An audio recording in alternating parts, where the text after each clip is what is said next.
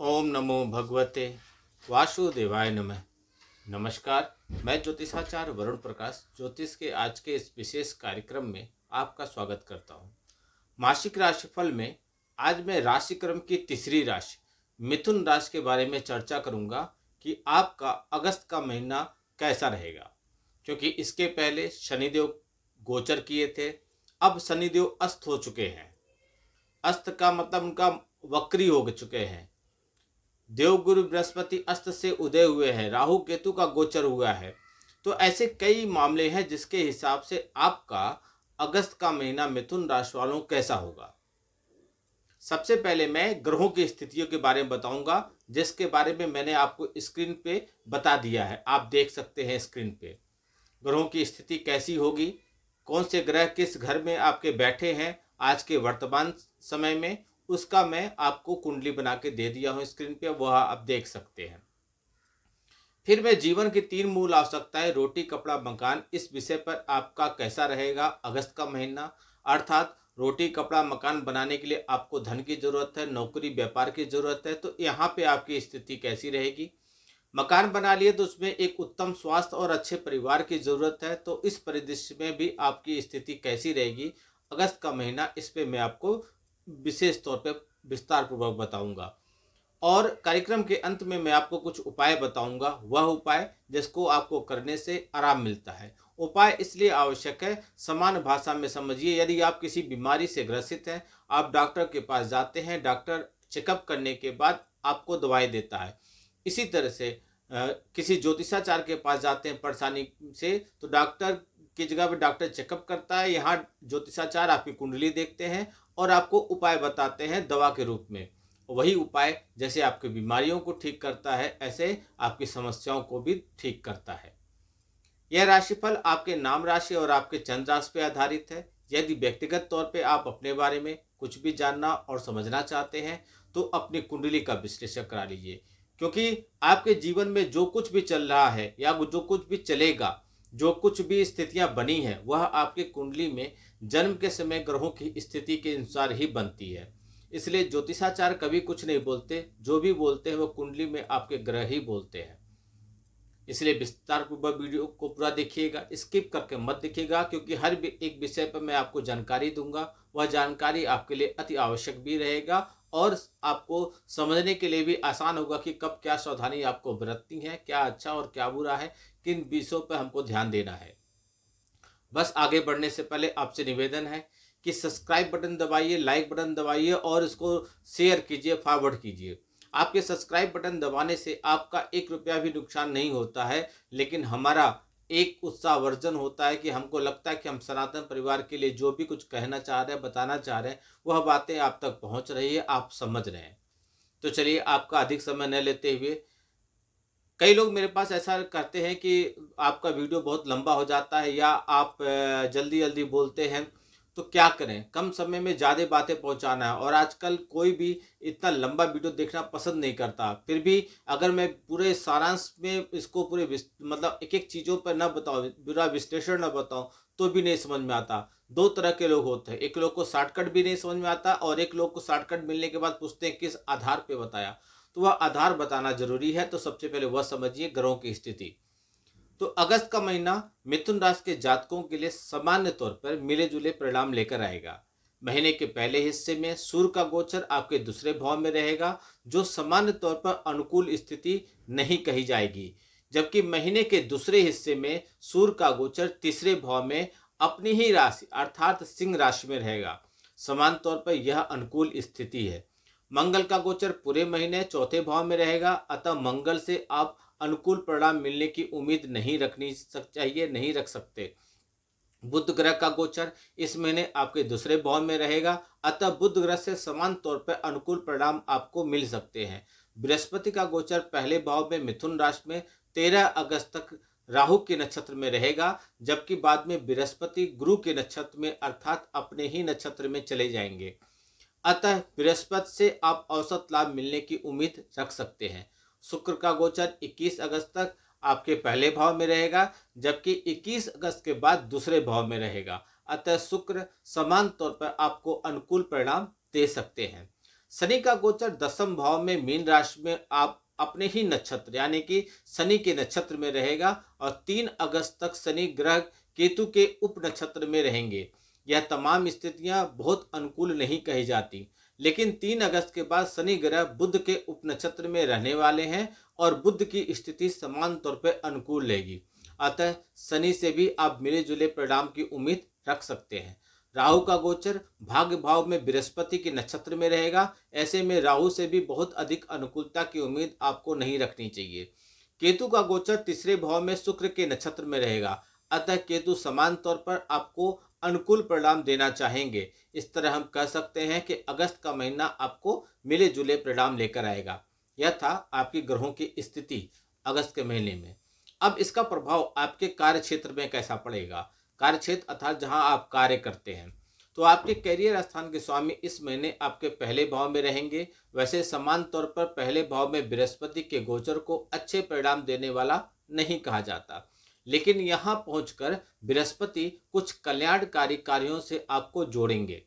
यही कारण है कि हम बृहस्पति से मिले जुले या औसत परिणाम मिलने की उम्मीद रख सकते हैं। दसम भाव में शनि का गोचर भी औसत परिणाम देता हुआ दिखाई दे रहा है।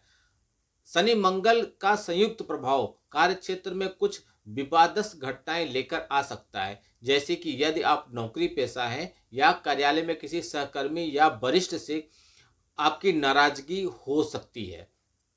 वहीं व्यापार व्यवसाय से जुड़े मामलों में जल्दीबाजी दिखाना उचित नहीं होगा।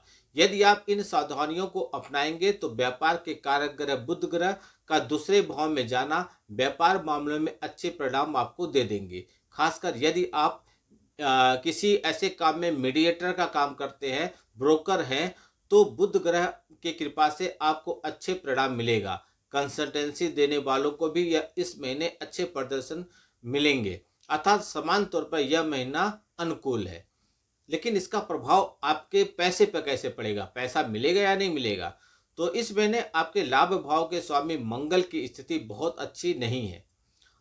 लाभ भाव के स्वामी होकर मंगल लाभ भाव को देखेंगे, यह एक अनुकूल बिंदु माना जाएगा, लेकिन समान तौर पर हम मंगल से अनुकूलता की उम्मीद नहीं रख सकते।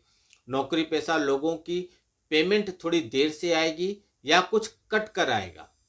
वहीं व्यापार व्यवसाय करने वाले लोगों के पैसे मिलेंगे, लेकिन थोड़े देर में मिलेंगे। हालांकि महीने के पहले हिस्से में धन भाव में सूर्य की उपस्थिति धन बचाने या आपके धन खर्च करवाने का काम करेंगे। जो आपका बचा हुआ धन है उसको खर्च कराने का काम करेंगे। लेकिन महीने के दूसरे हिस्से में सूर्य भी आपके पक्ष में रहेंगे और बुध ग्रह पूरे महीने उनका आपको सहयोग मिलेगा, फेवर मिलेगा। ऐसे में बचत करने की आप काफी हद तक कामयाब हो जाएंगे। धन के कारक ग्रह बृहस्पति आपको औसत स्तर का सपोर्ट करेंगे। अतः आपके प्रयासों के अनुरूप आपको फायदा मिलेगा। स्वास्थ्य, तो स्वास्थ्य के दृष्टिकोण से अगस्त का महीना आपके लिए काफी अनुकूल रहेगा।